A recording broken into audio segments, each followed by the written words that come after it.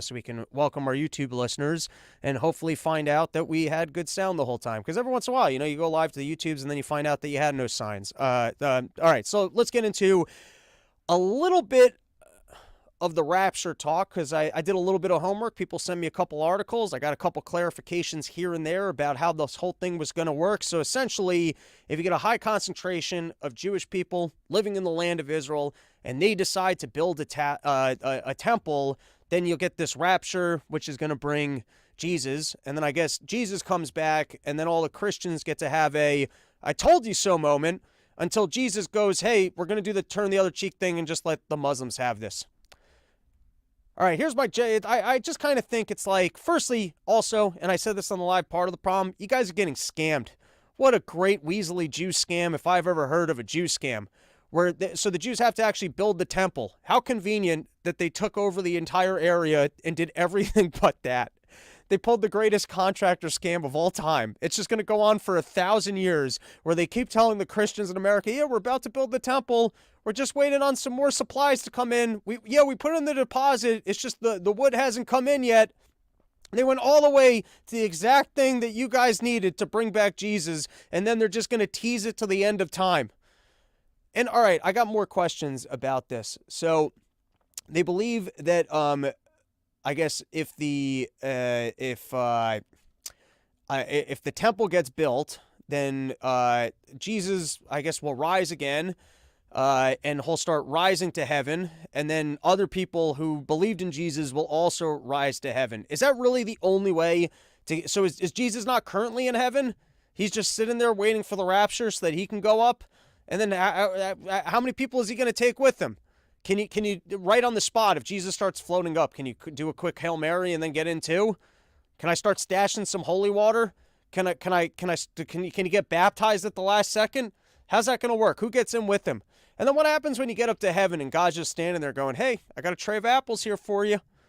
Anyone want to try some apples? Welcome up to heaven. Here, it's the pre-party room where we all eat a bunch of apples." And then I also just thought that this was interesting to me, because apparently there's different versions of the Bible. Now, as to how the Bible, the Word of God, can't just have one definitive version is interesting to me. You'd think if he goes, "This is the Word of God from the Bible," there would just be one. You wouldn't think that there would be competing versions at that point of what exactly the Word of God and the Bible is. But anyways, apparently there's different versions. And I'd like to know, is there some other version that maybe just goes like, "Don't poison the food supply and beware of Monsanto"? Like something with more practical advice. Like maybe even a different version of the Bible that just says, "Try not to kill each other in the name of the Lord." Maybe there's like another version of the Bible that's got 11th commandment, which says, just don't kill each other. I'm the grand creator. My whole thing was about creating things. So don't destroy them in my name. But, all right. So, that's all my rapture talk for now. But, maybe we'll get more insight from our pastor coming on Wednesday. And then I'll completely 180 and go, "Oh my God, I had no idea. Let's all go over there and start construction right now." All right, let's do a couple quick topics, and then we've got Gary coming on. So this is the latest from Gaza. The Israels, they even bombed like a refugee camp. And so this was from the Wall Street Journal.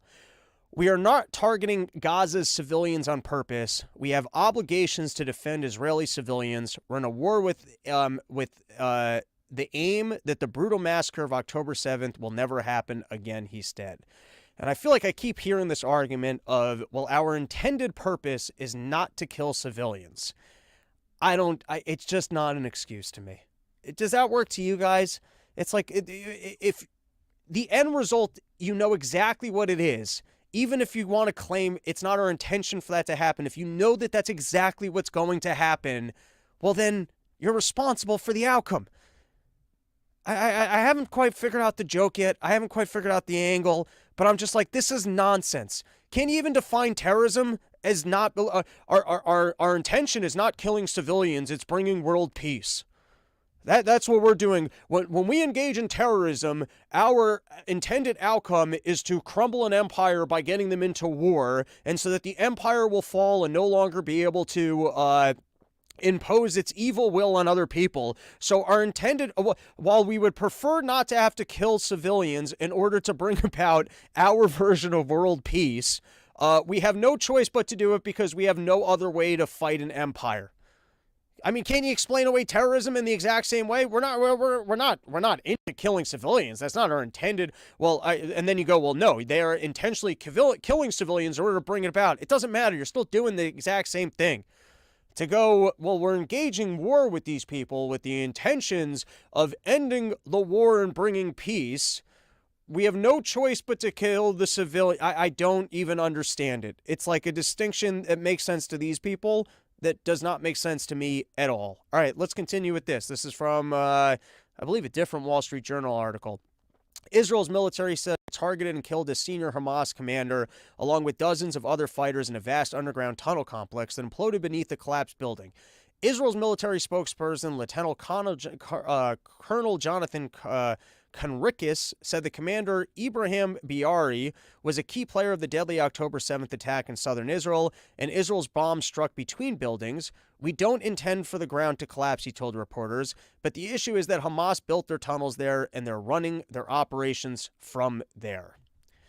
I guess as long as it's not your intention. It's all about your intentions. They're very into like the spiritual over there and setting your intentions.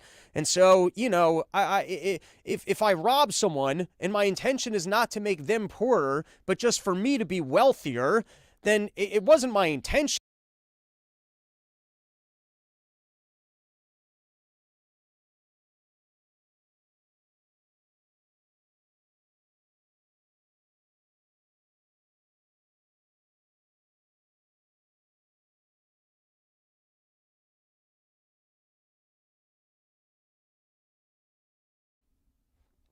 The Jews, they're muting my microphone.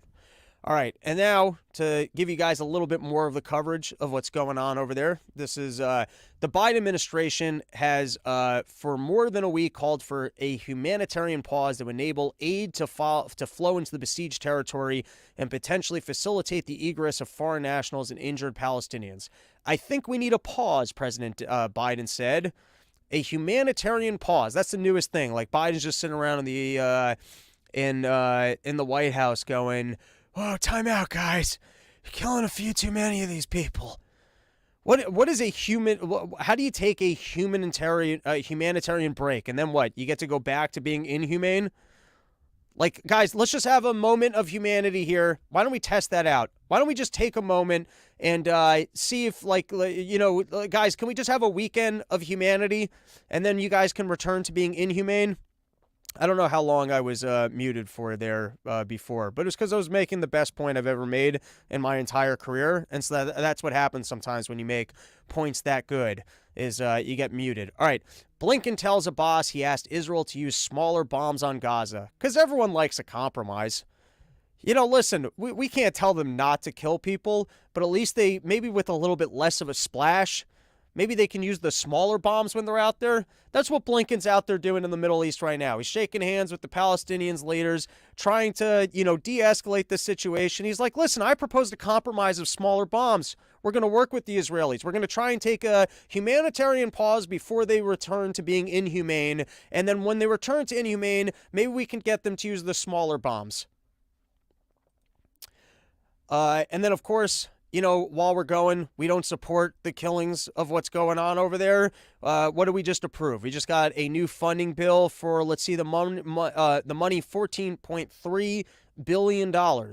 And that was money that could have been used to try and temper Putin's aggressions. Because, you know, now that this Israel thing's going on and we got to pour all of our money into the Middle East, we all now have to just live a world where Putin's going to be taking over all of Europe. Because remember, Ukraine was winning the war. Ukraine was doing great, right? They were winning the war. They just need a little bit more resources. But now that we need to fund what's going on in Israel, we're all just going to have to live with the fact that Putin's going to be taking over all of Europe. All right, and then this was from Vice President Kamala Harris. She was putting out this video talking about, today POTUS and I are announcing the country's first national strategy to counter Islamophobia. And why not just prevent our military partner from blowing up their buildings in Gaza? I mean, if we're concerned about that, why not make that the correction? All right, we got another brand new sponsor to the show. Look at this. With this kind of money pouring into this operation, you don't think we're not going to be able to fix all these technical problems? Get a fancy producer in here? All right, real quick, and then I think Gary might be hopping on. If not, I got plenty more news stories to cover. But Nadeau Shave Co. Dude, if you're one of these fucking badass individuals who actually gets out there and just straight razors, I wasn't raised that way. I use one of those stupid metal spinny wheel things that takes forever, and you never get a good shave. You always end up with the little things scrapped on the bottom or whatever. Or sometimes I use like a metal thing on my head, and now it's not blending great anymore. It used to be that my middle, when I shaved it out, it looked like I was just choosing to shave my head and look like a skinhead, and not that if I was growing things out that it was real thin in the middle and that I was actually a closeted complete dork who would otherwise be having a comb over. But some of you people out there are real men, and you actually use real razors. And quit going to CVS and buying your Bics and your other plastic shitty razors that, just keep supporting the machine of sponsors, your Gillettes, who would never work with a program like this. So if you guys want to be out there, you're real men, you're using actual razors and not that bullshit plastic stuff where they pretend because they're giving you a shitty razor that you need 3, 4, 5, 6, 7. We're shoving 8 shitty razors into this razor. You know what happens when you get all those razors scraping up against your stuff? You know what happens? You end up with the dinks, you end up with the cuts, you end up with the razor burns. But you get yourself a quality razor, dude, all that goes away. And not only can you support independent media like this and get away from those big brands that are just supporting all the woke nonsense and getting yourself a better shave, it's actually cheaper. You believe all that? You believe that you could do all that while saving yourself money and being a real man and using a direct razor right to get the smoothest of all shaves going? Here, I'll give you guys some of the pricing here. $75 allows you to shave for an entire year. That's a pretty good stat. And for those who like to use a brand name blade for each shave, you can sign up for our quarter shave club. Members will receive a major discount and pay 25 cents a shave. That's pretty damn good. So take down Big Shave and visit shave.com to get yourself our traditional safety razor, RYM, for 15% off. So there you guys go. Continue to support independent media. Get yourself some good shaves going. Promo code RYM, 15% off. And now let's get into some real stuff here. Gary, give me 1 second. Let me pull this guy down. We've got our Run Your Mouth official historian, Gary Richy, author of A Twisted History of the United States of America. Welcome back to the show, my friend. Hey, Robbie. Great to be back. We're having something of an indigenous people's summer here, extended. It's warm here in Chicago. Ooh, what they're talking about a big time El Nino, and that it's supposed to be a very cold winter that I guess they'll blame on global warming and not traditional weather patterns. There you go. Got to blame it on something. You got to blame it on something. Everyone in the chat, I did just change Gary's settings to come through my headphones, so let me know if for some reason you're not hearing him, because we can make that adjustment. Mr. Gary, yeah. I want to get into all sorts of stuff. I went over to Europe for the first time. I was walking around looking at the pretty sights and scenes, and it's always fun for me when I realize just how little I know of the world. And I wanted to go to the I don't know what the British History Museum, because I was curious to get into some of the folklore, and I didn't make it there. But I was like, maybe I can hit up Gary, and he can give me some random fun facts. You missed a lot of stolen artifacts, particularly from Egypt. I figured that's what that was. I honestly figured that it was mostly stolen artifacts. All right, so here's Greece too. The British Museum actually had the paneling of the Parthenon at one time. What is the Parthenon? Parthenon is the major temple that was constructed in Athens by Pericles and others. And what, they just completely relocated it? Essentially, yeah. I mean, because Greece was in such turmoil and constantly occupied by foreign invaders, including the Ottomans. Whenever the British went in there, they kind of just ransacked the place. don't worry, the British weren't alone in that. The French did that when Napoleon, for example, invaded Egypt. He did the same thing. But it was also there that the Rosetta Stone was discovered by French archaeologists. So got all those connections. Nice. Before we continue, I got to make some studio improvements because you can literally. I forgot to put up the other piece of the green screen here. I don't know how much of my closet people are able to see, but I don't think there's anything too incriminating over there. The Rosetta Stone. What the hell is that even? I don't even know what that is. Okay, so for up until the 18th century, we didn't understand what Egyptian hieroglyphics meant. They were character language that the ancient Egyptians had written, but we had no way to decipher what they were trying to convey in their historical records. We had a ton of different documentation from papyruses all the way through to like tablets and stuff like that they had written down of their history. We had no way to discern what it was. So the Rosetta Stone was a discovery by French archaeologists who were digging around while Napoleon's armies were raging throughout Egypt. And they discovered it's a stone that has essentially a translation of the Egyptian hieroglyphics into ancient Greek. We knew ancient Greek. So once we were able to decipher what the different hieroglyphics meant and how they corresponded to the Greek characters, that's where we were able to determine what the hell was going on in ancient Egypt. And aliens, right?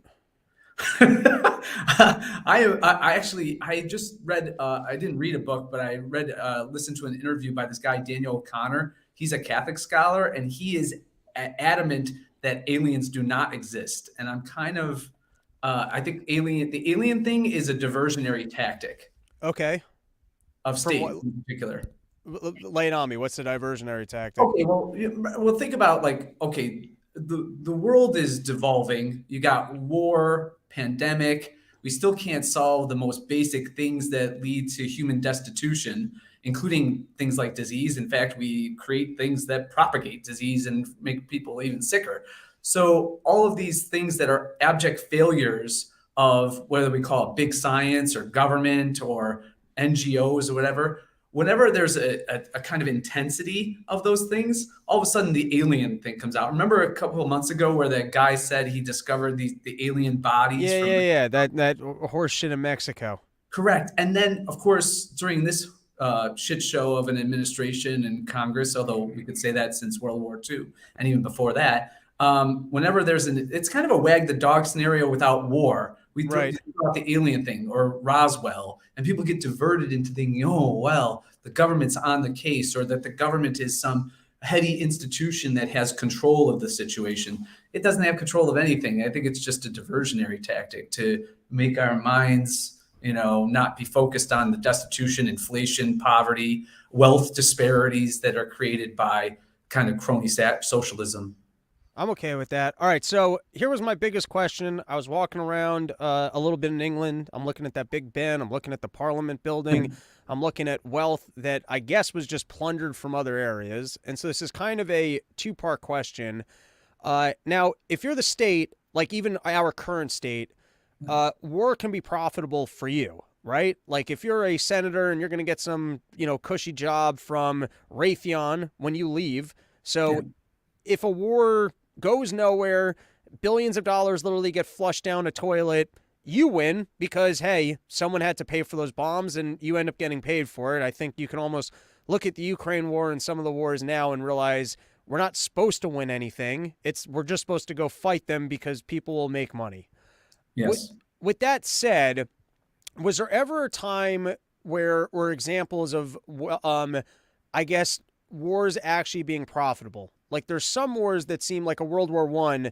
It's like, I don't know. No one really won anything. I guess Germany got saddled with debts that it was supposed to repay and just didn't. But are there examples of, for example, and I think you've argued otherwise even on the show, of going into a country, taking all their gold and going, that was a good, we're taking out the humanity here and just looking at it from an investment standpoint. And I'm asking if there is examples of war being profitable. Yeah, well, Ludwig von Mises' famous quote about war is that war prosperity is like that which comes from an earthquake. It looks as though it's profitable, but it never truly is. And it goes back to the whole broken window fallacy of if you destroy something, well, then you can go in and rebuild it, and then you're employing people to do so and the like. But beyond to the heart of your question, is it ever truly profitable, you have to ask the question in Latin, cui bono, who is profiting? It's not that it's never profitable because of its destructive capabilities. And of course, then the blowback that it inordinately and always reaps, but it's who is profiting. And you've put your finger on the people who tend to profit. It's the war profiteers. One could argue too, I suppose, that it's just the war machines that are created in anticipation of war. I mean, think about the nature of which, and by which, we changed the name in the United States of the original War Department, because that was what it was supposed to be. It was supposed to be, Right. If we're going to use it, it's a War Department. And then we couched it in language of, oh no, it's the Defense Department. So therefore, that seems in and of itself by its nomenclature to at least justify massive expenditure and always couch it in the language of this is all for the national interest and national defense. Now, those are very general terms. You know, what's the national interest of going into Afghanistan and uprooting the Taliban only to have them take over again 20 years and after trillions of dollars have spent? Or if you go back in even American history, what's the national interest of Marines being located and working and occupying like 15 different countries just in Latin America and the Caribbean during the Wilson administration? I mean, where's the national defense there? So who's profiting? Again, yes, it's the war profiteers. I would also say, too, it's just government in general. If we're looking for a defense or a raison d'etre, a reason for government to be, the first thing that they'll always allude to, and people, when you and I debate with those who are statists or those who just aren't minarchists or anarchists or libertarians, they'll always say, well, who's going to provide for the common defense? After all, it's in the preamble of the Constitution. Who's going to do that? Who's going to stop an invasionary force if government does not? And of course, they don't. We all have, precisely, and it's not as if we're all going to look around as if we're Stone Age cavemen and say, well, we can't possibly work together for mutual defense. We need some gigantic behemoth of a centralized entity to take away all of our freedoms and rights and then propose that they do that. But all the while, they're just engaging in war profiteering, a self-justification for their existence. To hone in, though, I guess on the English monarchy, prior to World War I, did they fight wars that brought wealth that was like a good investment to the king? Like, is that mainly how they made their money? Like, who did they ransack cash from? The real wealth, here's the scandalous thing. The real wealth of England is from the Industrial Revolution. It's not so much from the usurpation of other peoples and their goods. In fact, if you look at the eras in which the United Kingdom or Great Britain, England before it is indeed the most prosperous of the European nations. And by the way, I mean, Shakespeare called it that dark, dingy island or cloud, which is always cloudy. It really has no natural advantages to it. Its population was relatively small in the 16th, 17th, 18th centuries, and then into the 19th and 20th when it emerged as a global power. But what it had was it was the first to industrialize.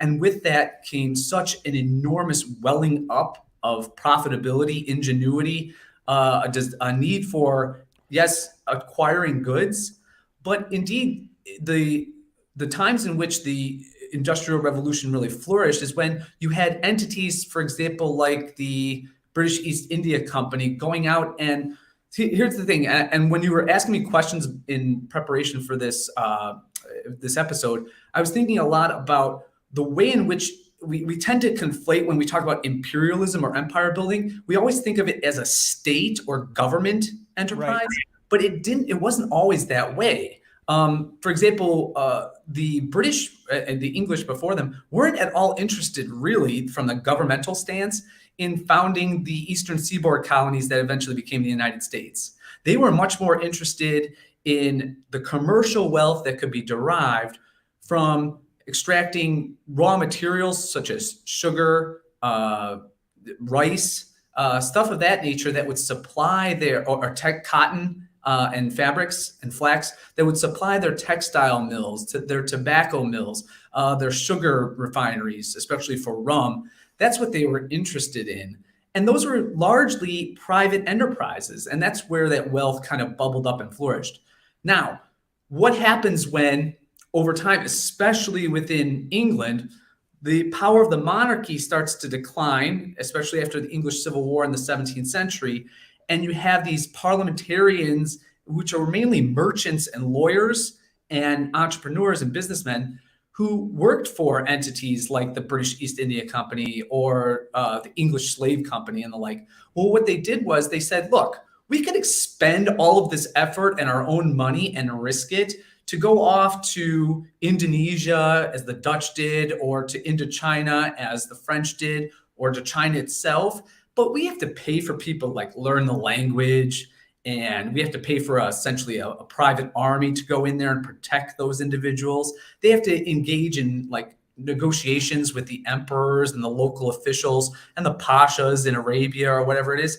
You know what? Fuck that. Let's just get the army to do it. Let's just get the Navy to do it. And that type of nexus, we might call it, again, crony capitalism, or I would even go so far as to say, as via Michael Rectenwald, that was the first original, most powerful governmentality, when you had that nexus saying, look, why don't we just, instead of expending all that effort, why don't we just send a gunboat into Nagasaki, as the Americans did, by the way, to open up Nagasaki in Japan to American goods and trade, and therefore we don't have to expend all of this wealth ourselves. So, I mean, a lot there, but okay. I guess the real wealth of the English monarchy was in the later generations when they were able just to tax the goods of basically the gains of the Industrial Revolution. Well, true, but it wasn't so much even taxation. For example, when Edmund Burke has his protest as he's a parliamentarian against British laws that were, well, unnerving and enervating the colonies that led to the American Revolution, it gets up before Parliament. He says, you idiots, we have Adam Smith right here proving that mercantilism doesn't work. Right. You have all these laws that are all supposedly funneling and monopolizing these goods into England from the colonies. They want to trade with whomever they want. They were guaranteed the rights of Englishmen way back in 1603 in the Jamestown Charter. We don't make money from taxation. We don't make money from monopolization of their trade. We make money from exchange, from capitalism, in other words. Right. So why are you trying to choke this off and essentially place sanctions upon the colonies? It's idiotic and backward, and they just kept pursuing it. All right, back to the Rectenwald, though, of, I guess, having the Navy just show up and going, hey, you're going to trade with us. Mm-hmm. So would that be, once again, we're looking at this amorally for a second. Yes. Is that a good gamble as a king? Hey, I'm going to show up with my military, and maybe they give me favorable trade agreements, and we never have to even fight on this, and now I'm walking away with profits based off of the intimidation of force. In a myopic and short-sighted way, or for a very short duration of time, yeah, it probably is profitable, right? Because of the need, as that industrial engine of England needed cotton, it needed tea, it needed raw materials, it needed rare woods or jewels or whatever, and gold and silver as well. I mean, as it was desiring those materials, sugarcane and the like, yeah, you had to bring those things in, and maybe that was profitable for a time.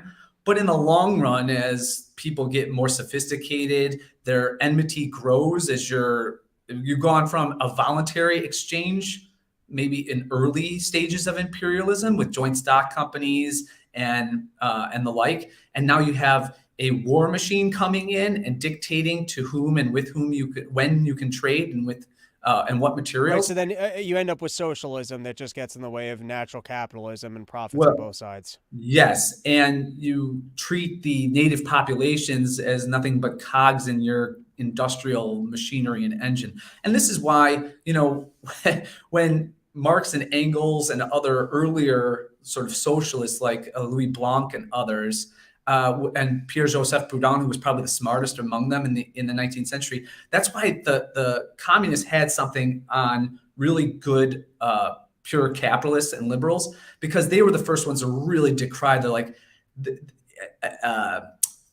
imperialism has to be destroyed. It has to be brought down. Whereas liberals were like, well, maybe we can benefit from it because they were the ones benefiting as part of the bourgeoisie. Whereas a good anarcho-capitalist or a good libertarian, a good fundamentally capitalist individual, for example, like Frederick Bastiat said, don't go into colonies. Don't do that, because all you're doing is subjugating people. In the long run, you're going to be frustrated because of war breaking out. And then, sure enough, Robbie, it's a kind of a vicious cycle, because when the natives, rebel, when the Indians, and there's a Sepoy rebellion, for example, in India in the 19th century, well, what happens is, as a result of that rebellion, the British declare, well, obviously the natives are getting restless, so we have to send in more army, and we have to send in then administrators and directly impose administration upon these people. And thus you get massive empires like the British had. Interesting. All right. So, on the note of the kings, I guess one of the things that I think about sometimes that I get fascinated with, and I look at, I guess Putin and Z would be my primary examples, and I haven't delved into this, but I wonder, how do you become like an emperor? Like those two guys, they grew up like Z, I understand if your dad was the king, you becoming king, or even understand if you're like in the royal family and you get a good coup going and you kill off a bunch of those people, but like navigating, especially like these new, I don't know where the hell Z came from, but Putin, came out of the Soviet system into like the new supposed capitalism of that country, and then basically rigged elections. It would appear to be, and just is basically king of Russia in his own weird way, and is probably the wealthiest person on earth other than maybe the Saudi royal family. So maybe we can talk about those characters another time. I don't know how familiar you are with their origin stories. But I'm curious, like the first, and maybe we could just pick a couple of them, because I didn't even realize Amsterdam had a king until someone's like, that's the old king's palace. The monarchs of Europe, and I guess we can start with the King of England. How did those people first arise? Like, how did you get like your first kings of somebody kind of going, hey, I'm in charge here? Okay, so that's a huge question, but I'll try Yeah. to distill it into a very quick response. And it's amazing how the ascent to power, either in contemporary times or ancient times, is very much the same. It's built on intrigue, intermarriage, warfare, violence, assassination. And that's really the story of history, as you said. So how did kings emerge? Well, of course, it was a kind of convenient means by which to organize society, especially after the fall of the Roman Empire in Europe. But we don't have to go back that far, because I think your question is more relating to how do people secure these sinecures of power. And when you posed that question to me in preparation for the episode, I actually thought a lot about how it had to be established in such a way that ultimately you couldn't just have powerful and wealthy families who are the landed gentry who had the resources by which to assume power, and then in the Western European system in a feudal way, because all these in Western Europe after the fall of the Roman Empire, you have these series of invasions, okay? And that's why feudalism emerges, because everyone's like, well, we have to band together and we have to swear allegiance to a vassal lord and king, and then they're supposed to provide us protection. But as that system devolved and started to wash away as those invasions stopped, well, the king still demanded tribute and the king still demanded allegiance. The question, therefore, is why did people just continue to buy into it? And why did they give their taxation dollars, their resources, their labor to the king and their allegiance to the king? In large part, it's because of propaganda, just the same way that we did it. It's just through different media. So I actually have some visual aids. This picture is of the banqueting hall at Whitehall. Now, that was constructed in the 17th century by James I, okay? It shows James ascending to heaven as a god. This is a 17th century king. Right. Now, that's just pure propaganda. He had, by the way, Peter Paul Rubens, the greatest painter at the time in Northern Europe, he was commissioned at great expense to paint the ceiling of that. Now, whereas, for example, the other famous ceiling, it was just Instagram for their day. Instead of like posing fake pictures, I hired an artist to get some fake picture of me as ascending into heaven, and then convinced everyone I was a god. That is it. There's no Instagram, there's no Right. radio, there's no Right. internet to push out this So propaganda. the thing to The learn art is of architecture. we all just need to be better liars. If you want to be successful in life, you got to be your own publicist, and you got to do a better job of faking Instagram pictures to make it seem like you're more successful than you are. That's it. Well, but isn't it true that we're Yeah. surrounded by posers? I mean, whether it's in the corporate world or it's in Right. finance or banking or government, especially in government, but in doctors are posers. You got like that Scott Gottlieb guy. He's a poser. He goes on CNN. He acts as an unbiased arbiter of what vaccines do. Right. And That's the guy who used to be at Pfizer. Like, that's the guy who used to be at the FDA. Yeah. Yes. So, but this became so important and so central to the king's maintaining power, whether it was in Britain, France, Spain, that it was enormously profitable. I mean, there was a gigantic industry of art and propaganda that went in this goes all the way back to the Medici. I mean, the Medici were the first of the major bankers within and systematized continental bankers within Europe. And then the Rothschilds just pick up from where the Medici led off in the 17th and 18th centuries. How'd they pull that off? The Rothschilds or the Medici? Yeah. No, how did the Rothschilds pull off like that sounds like some real mafia shit. They just sliced off some heads and said, we're in charge of banking now. Well, the history of the Rothschilds is fascinating. I forget his name, but there's a historian who's coming out with a full volume of the history of just the Rothschild family. But we're going back to the 18th century, and the paterfamilias was named Anschel Rothschild, and he basically secured the accounts of the Duke of Frankfurt and the area around Saxony, and then he also got a series of other accounts. And then he just made wise business decisions. He created franchise banks, and he was able to convince, as a financier, all these wealthy individuals, whether they be the merchant class or the kings, the dukes, the royalty, and the aristocracy, to have an account with him. And therefore, his family became immensely powerful. He just created basically the first bank. Well, I wouldn't say that, because banks had been around as institutions or things like them dating back to ancient times. Was he fractional reserve banking though? Like, was he kind of Ponzi scheming it the whole way up?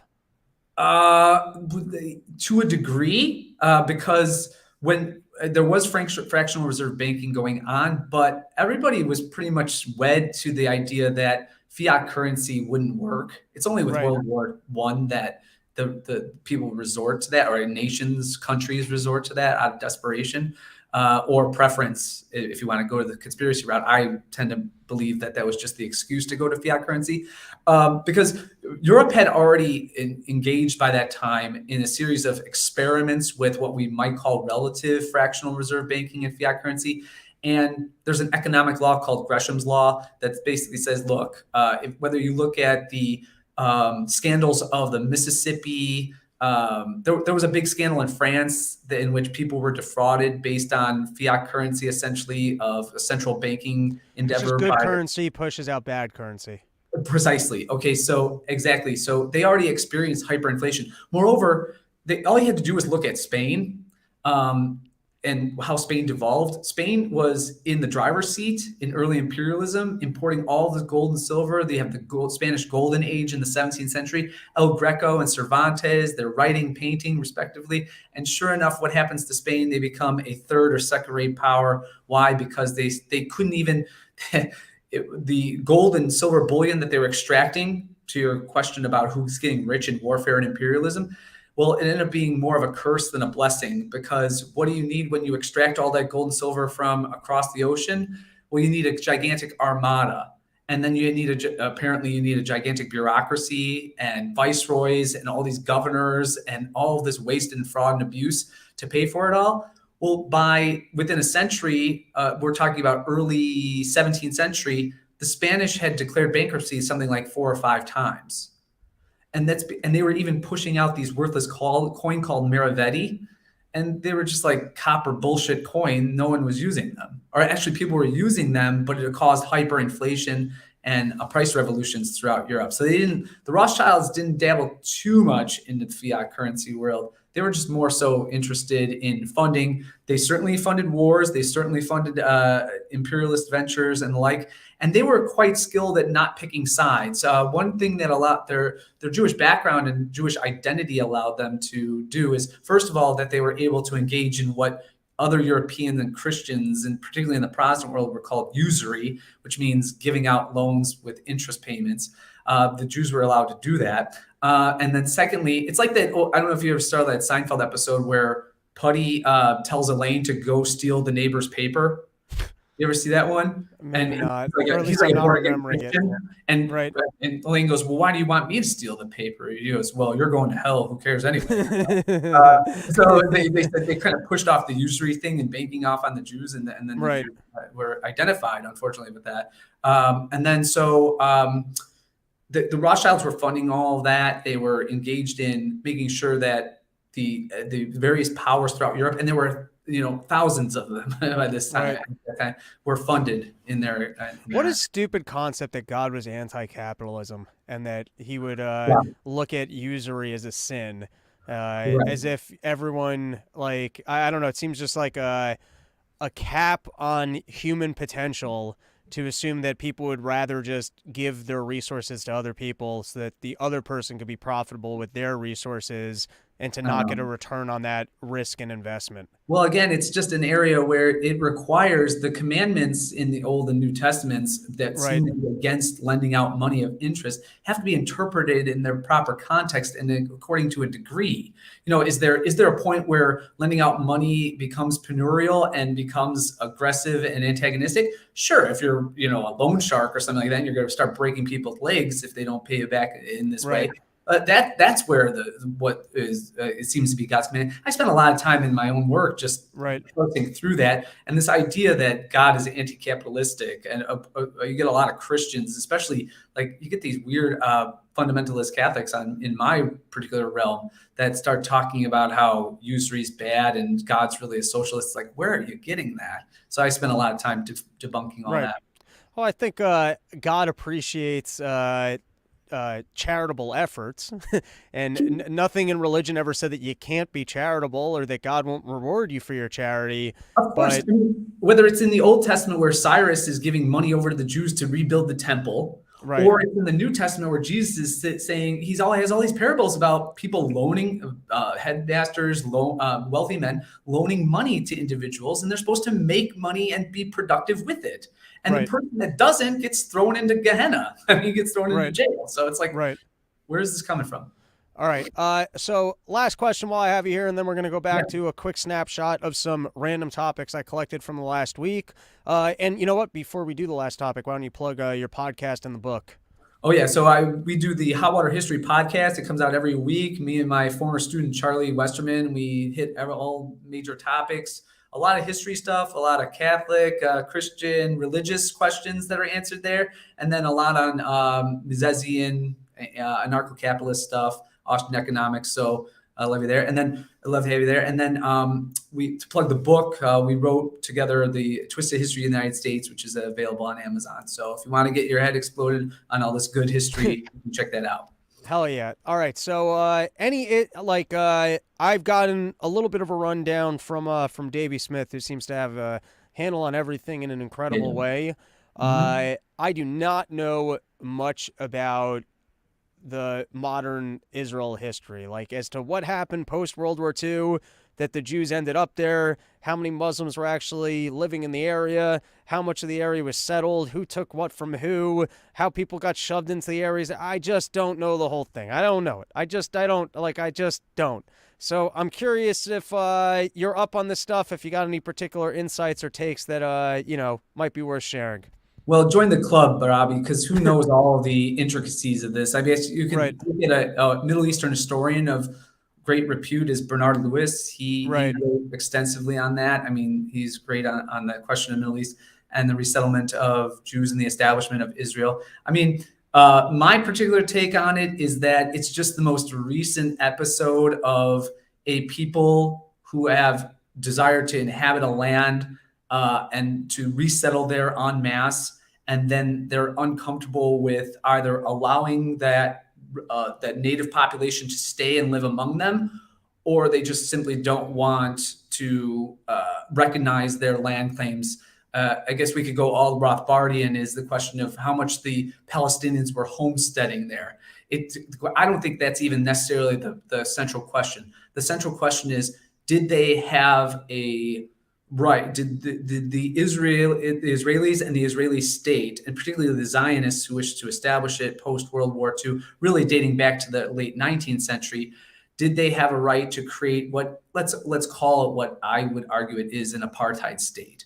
And if that's the case, and there was no expectation of a desire of the Palestinians, and people will always argue, well, the Palestinians aren't really a people, or Ben Shapiro will throw that out. What the hell are you talking about? That's a very statist and very convoluted idea. I mean, are the Cherokees not a people because they don't have a nation state? Are the Pygmies not a people because they don't have a country, that they don't have pygmy land? I mean, or how about let's use an example that Dave always uses. Are the Kurds? There's no Kurdistan. Is that a people who are inhabiting an area? Do they have rights because they've lived there for centuries and worked the land, and then they have actual deeds to that? Of course they have. Of course they have that. So my take on all of this is that this is what occurs when you have, of course, and then what's strange about it all too is that. Hold on 1 second. I think either your mic just went out or my mic just went out. Hold on 1 second. Can you hear me? Oh, it seems to be me. Give me 1 second. I don't know what the hell Okay, just sure. happened.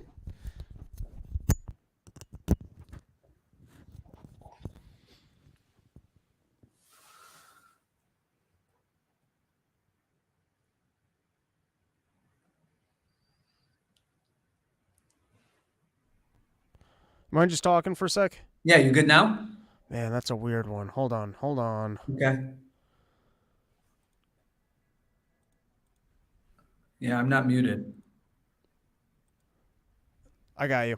All right. I don't know what happened there, but I'm listening. That's all right. No, and my point being is that just because you don't have a recognized seat in the UN and you don't have Palestine land doesn't mean that you have as a people do not you've in a sense relinquished your right to the territory that you have historically inhabited. So what it's a little bit ironic if you look back at Middle Eastern history too. It's as if the Israelis have set up what would under the Ottoman Empire was what was called a millet, which were these religious minorities that existed in this gigantic Ottoman Empire that was run from Istanbul.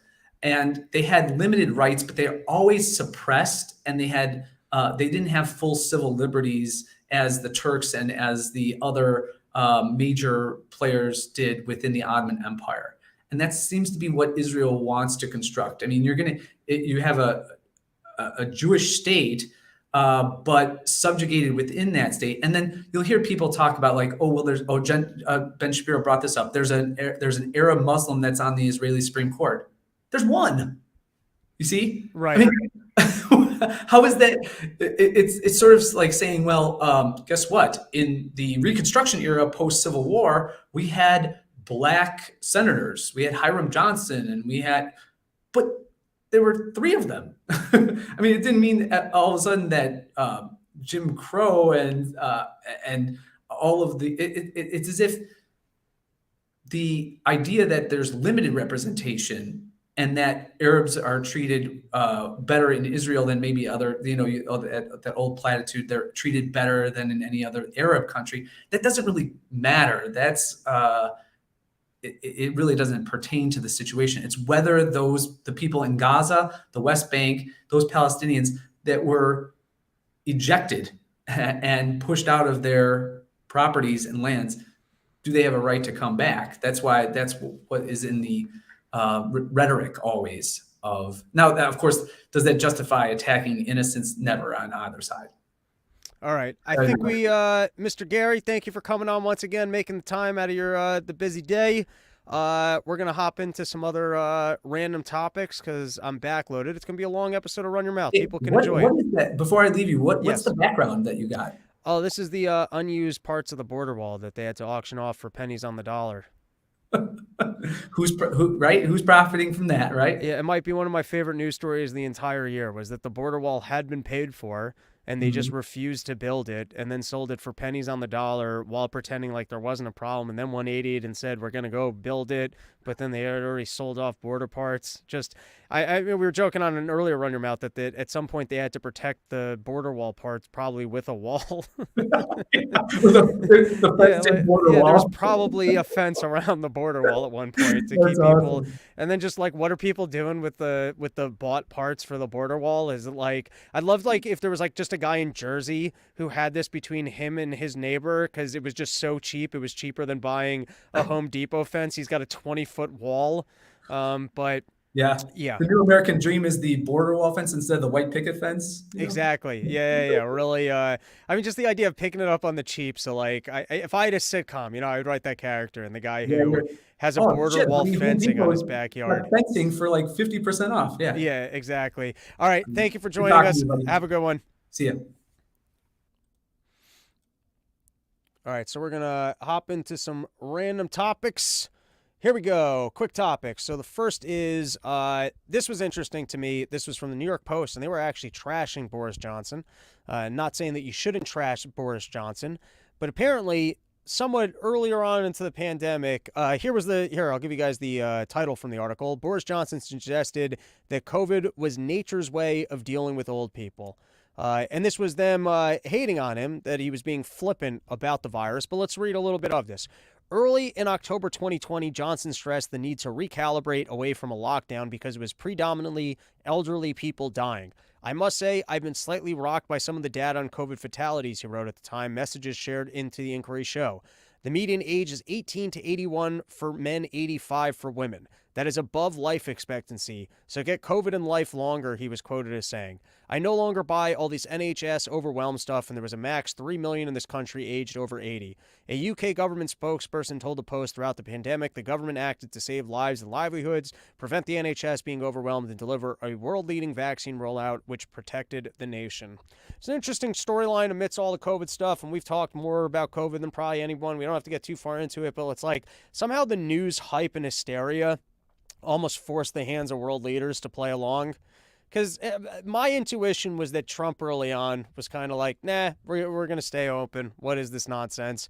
And here you have Boris Johnson in writing, actually looking at the numbers and going, wait, this doesn't make much sense. Now you're the elected official. You should be strong enough to be able to get up and say this and go, like, where's this story now? Boris Johnson at the time of, if you didn't believe it, why was there so much pressure on you to keep pushing what looked like, I mean, you can look at the economic costs alone of just shutting down countries, of all the commitments to all the protocols and everything else. And if you're looking at the numbers and just going, it's mainly old people who are forecasted to die anyways, this doesn't make much sense. Why are you as the world leader seeing things that you see as being common sense and somehow being pressured into not enacting policy around your own common sense? This was a story from Bridgeport last week of a lady being busted for ballot harvesting.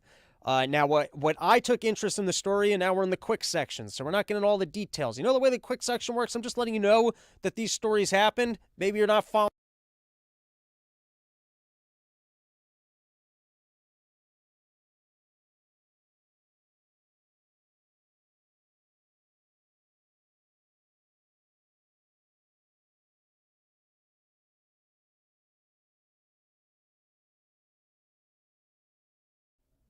He had cleared voter fraud. They got busted for it. And I believe the judge even overturned the election. Now, what's interesting about I don't even know what the protocol is now of them redoing the election. And obviously, it's a much smaller election. But I do remember that in the presidential election, when there was talk of the voter fraud, part of the conversation about the voter fraud was like, we don't really have a protocol to deal with this. In other words, if there was voter fraud, which I'm not saying there was, but it seemed like part of the conversation was we need to have a democracy, we need to have elections, we kind of need everyone to just trust that these are honest elections because it's better for us to have a leader, even if it's the leader that cheated, because it protects the system and it lets us go that this is a democracy because we don't really have a way of redoing elections.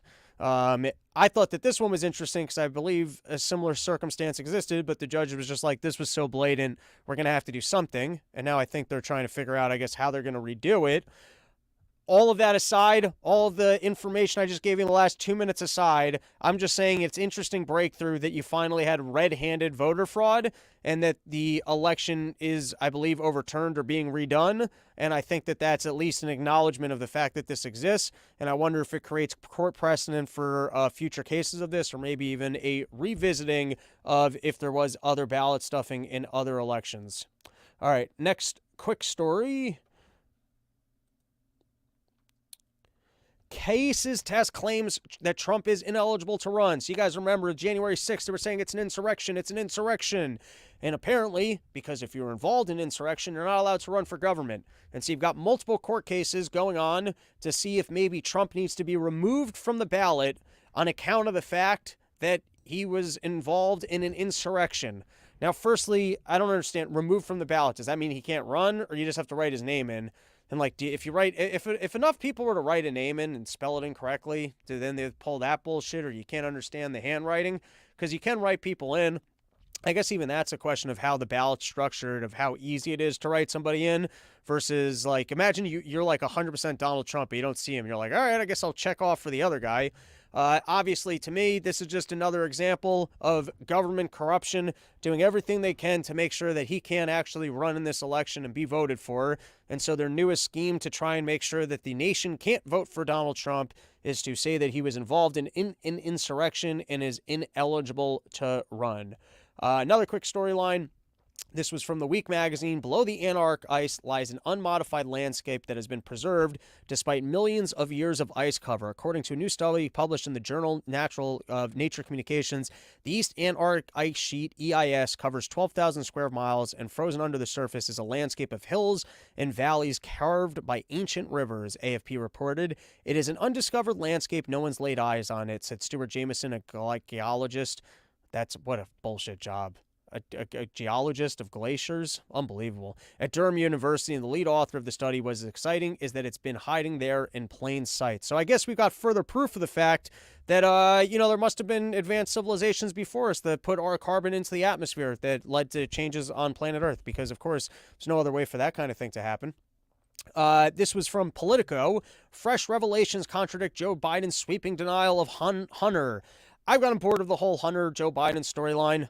Like at this point, just to continuously tease these articles of Bobulinski's, of these small payments, of China's, of this, it's like, dude, let's either prove the corruption or let's not prove the corruption.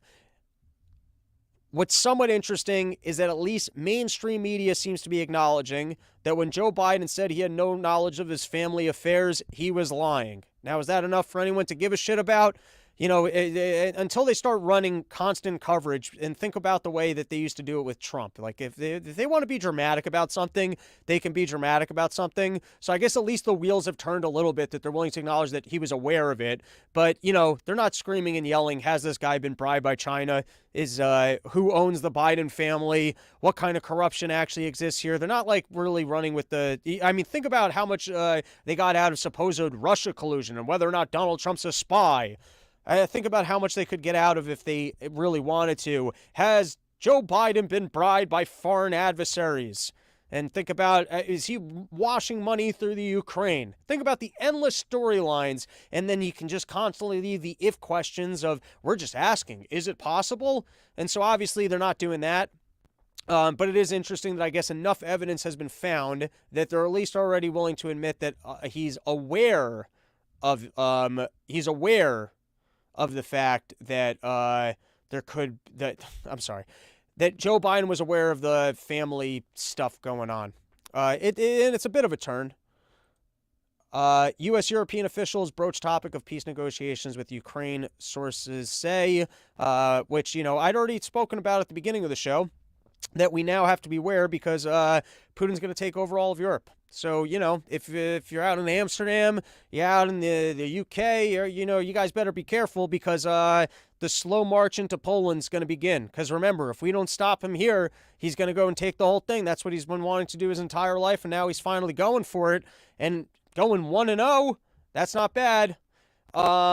I think one of my takeaways on this is never underestimate the value of public opinion. I think in part this war is de-escalating because we're coming into a election cycle. They can't sell it anymore. They can't figure out how to keep sending funds over there. You're not winning over the American people. And obviously it's not going to happen, but we can all push for accountability as there's been at least 500,000 deaths on the Ukrainian side, and you're going to end up with a peace deal that could have been the peace deal probably from 2 or 3 years ago. Egg on my face if, Putin ends up going through and taking Poland, or, this is still just the first storylines of, hey, we got to de-escalate and have a peace deal, so maybe that falls through. We're the first starting to tease it.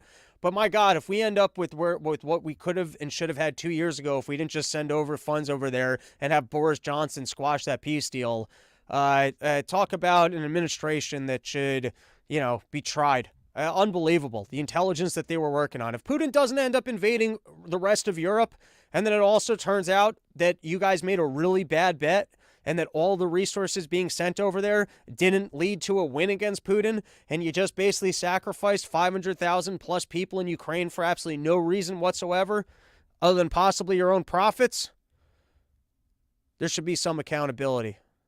My God, it looks like I froze again. Is that just my camera? I think it's just my camera that froze, so we'll keep going. Lost audio, muted again. No, but that was like a full 7 minutes ago. Am I still here? Are we still going? Whatever. At this point, we only got a couple topics left. In-fort mortality rates rise for the first time in 20 years, according to the CDC. And if you guys are looking for what changed over the last couple of years, what might be different, what might be the thing to solve it, I'm going to go with the stress of Putin's war. Because, nothing else has changed. If we're looking at the climate, if we're looking at things that might have changed over the last couple of years that could have led to an increase in mortality, death, I'm going to go with that. It's got to be that. It's got to be the stress of Putin's war. What else could it be? That's why, if anything, I say double down on our war efforts in Ukraine. Send more troops over there. We got to hold this guy back while we can, because otherwise we're going to end up with even more Putin stress. We're going to be constantly wondering how soon till he's at American doorsteps, as he marches into Poland and he takes over all of Europe. How soon till he's in our very backyards? And think about how stressful that will be. Think about how many babies are going to die. Does our American politicians no longer have concern for the lives of our babies? Have they become pro-baby death? Are they sitting there in their beautiful offices on their finely purchased high-end lounge and office wear going, we want American babies dead, and so we're going to increase Putin's march into Poland so that Putin's stress kills us all? All right, I think that's enough nonsense for one episode. Thank you so much for joining us. Also, thank you very much for the new sponsors. And we try and space those out a little bit more. That Sheath that. I wasn't planning on plugging Sheath, but then I was talking about that horrible story of trying to go to Walmart and purchase underwear and why no one should ever do that to themselves. So, some of the new sponsors was a little close to those ones, but we try and space them out to keep them entertaining, and every brand that we brought to you guys are fucking on point. I love Sheath underwear. If you haven't tried it yet, you're crazy. Promo code RYM, get yourself 20% off. Nadoo Shave Club, dude, get away from your fucking Bics and shit. If you're one of those real men using razors, what are you doing? Support the show, support the sponsor, and then lastly, load up on your bag of bullets. All right, that's our show. Thanks for hanging out with us. Back soon with another episode.